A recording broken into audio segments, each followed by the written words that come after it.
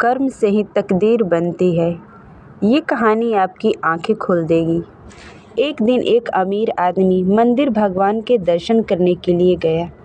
उस आदमी ने बहुत महंगे जूते पहन रखे थे और यह भी सुन रखा था कि उस मंदिर के बाहर जूते चप्पल अक्सर चोरी हो जाया करते हैं।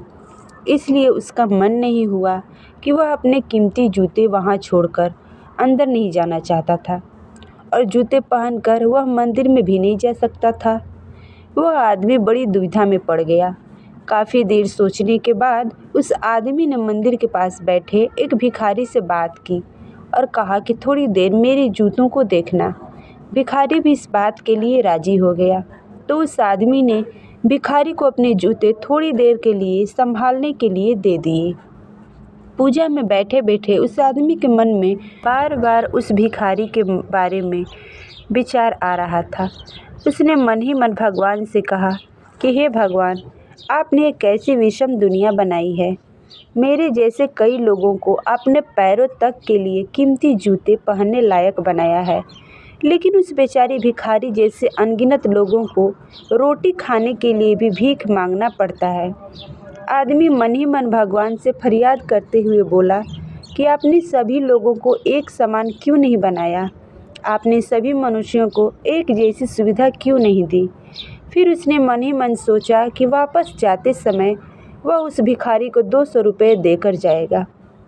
पूजा खत्म होने के बाद जब वो आदमी बाहर आया तो उसे ना तो अपने जूते दिखे और ना ही वह भिखारी।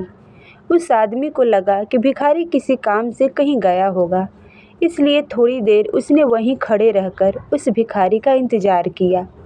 काफ़ी देर तक इंतज़ार करने के बाद भी जब भिखारी वापस नहीं आया तो उस आदमी ने अपने आप को मूर्ख बनने जैसा महसूस किया और दुखी मन से वह आदमी नंगे पैर ही अपने घर की तरफ चल निकला।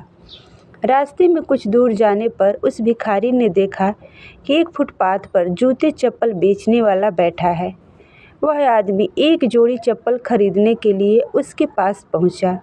वहां पहुंचते ही उस आदमी की नज़र एक जूते पर पड़ी।